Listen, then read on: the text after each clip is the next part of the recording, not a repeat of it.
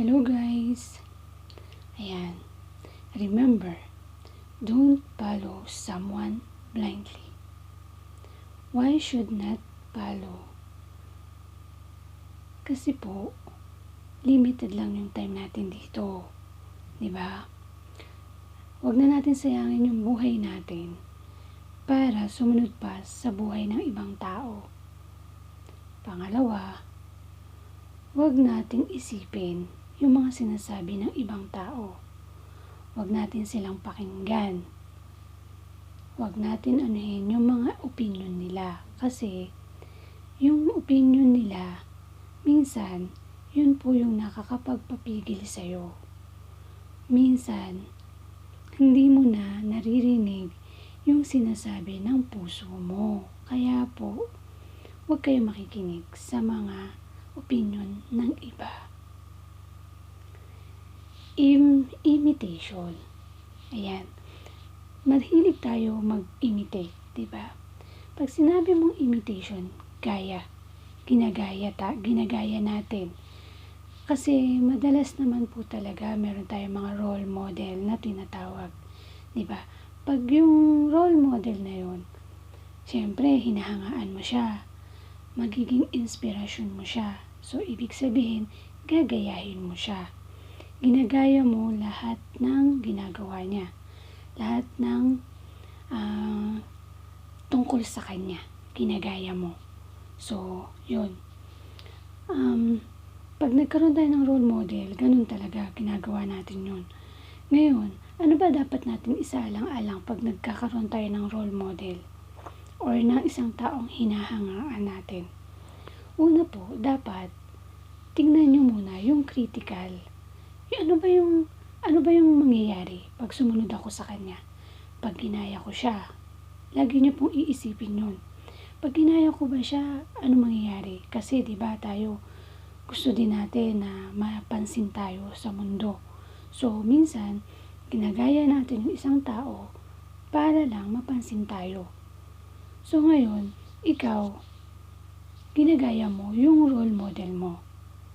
So, kahit naman bata pa tayo, di ba? Nanggagaya na tayo para mapansin tayo. Ayun. So, dapat po, isipin nyo kung ano yung critical. Ano ba yung mangyayari? Lagi nyo yung isa sa alang-alang. Kung ano yung mangyayari pagka ginaya nyo yung isang tao. Magiging okay ba? Magiging ano ba? Kumbaga, tingnan nyo mabuti kung ano yung tama nyong gayahin sa kanya at yung hindi. Go deeper. Dapat, mas maging ano ka sa kanya. Mas maging malalim ka sa kanya. Kumbaga, parang, yung bang, mas lamangan mo siya. Ganon. Hindi yung i-a-adapt mo lahat tungkol sa kanya. Hindi. Kumbaga, titingnan mo muna siya. Tingnan mo muna yung ano niya. Ngayon, kung okay, gawin mo. At saka kung alam mong ikabubuti mo naman, at saka kung alam ng puso mo, sinasabi ng puso mo, sige gawin mo. Gawin mo po.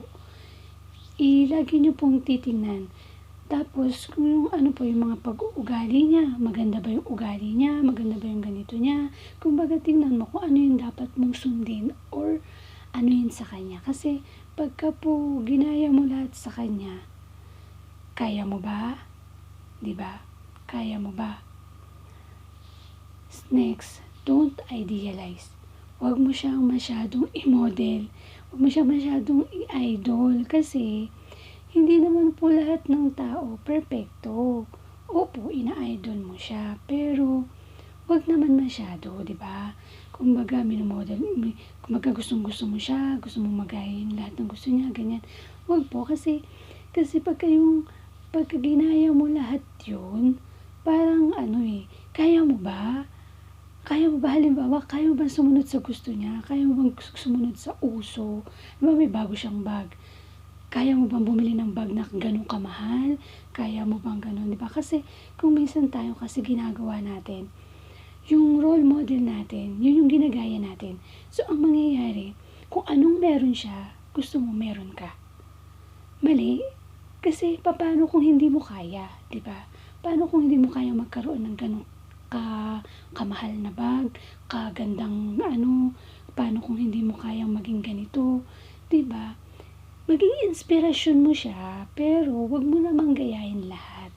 Maging ano ka sa kanya, mas maging ano ka, angat, parang gano'n. Mas tumbasan mo siya. Naging inspirasyon mo siya para tumbasan mo siya. Kumbaga, mas maging ano ka sa kanya. Mas maging mataas, parang gano'n. Ayun, make it yours. Ayun, i-adapt mo lang yung mga style na alam mo para sa'yo. Wag na wag mo i-adapt yung mga style na alam mo naman na hindi para sa'yo. Hindi mo kaya. Wag ganun. Kung alam mong para sa'yo yan, kung alam mong kaya mong gawin yan, kung sinasabi ng puso mo, go. I-adapt mo. At kung alam mo na makakatulong sa'yo. Okay? Ganun po. Kumbaga, isipin mo mabuti yun. Dapat, maging ano ka kaysa sa kanya. Maging ikaw yun. Hindi siya. Kumbaga, hindi siya yung dapat makita. Dapat ikaw ang makita. Hindi siya. Kasi yung minamodel mo, natural, pagka yung role model mo na yun, tapos ginaya mo ng ginaya, siya yung makikita sa'yo, di ba? Pero, hindi mo ba gusto na ikaw yung makita? Di ba? Siyempre gusto mo na ikaw yung makita, yung sarili mo, na ikaw yun. Kumbaga, gagayahin mo lang yung mga magagandang ano niya, pero hindi lahat. Kasi, hindi lahat ng tao or hindi lahat ng role model is dapat gayahin. Maging isa kang halimbawa. Ikaw dapat.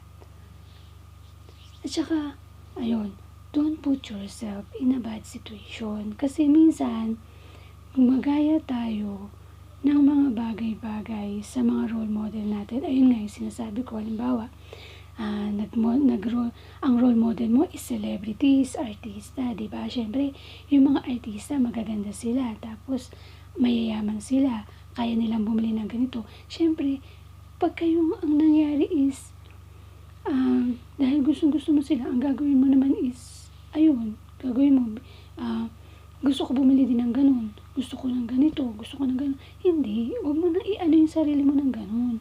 Kumbaga, kung alam mo, kaya mo, gawin mo. Be yourself. Dapat, isipin mo na yung role model mo is only inspiration. Hindi po siya pwedeng maging, hindi mo siya pwedeng gayahin na siyang siya. Kailangan meron kang originality.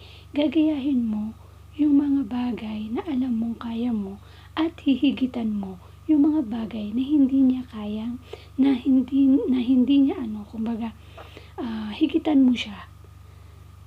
Para ang makita ay ikaw.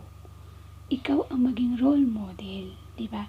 So, pag nahigitan mo siya, naging, masigit ka sa kanya, mas okay ka sa kanya, nakikita man siya sa'yo, pero ang makikita pa rin po ng tao ay ikaw pa rin. Kahit na yun ang nagaya mo, kahit na ginagaya mo yun, ikaw pa rin makikita ng ibang tao. Kaya po, ayun po, so sana po, maging inspirasyon nyo lang ang inyong mga role model at gawin ang best nyo para kayo ang makita ng tao, hindi ang ibang tao ang makita sa sarili nyo. Okay po, ito po si Lea Rosales na nagsasabing, make your life better.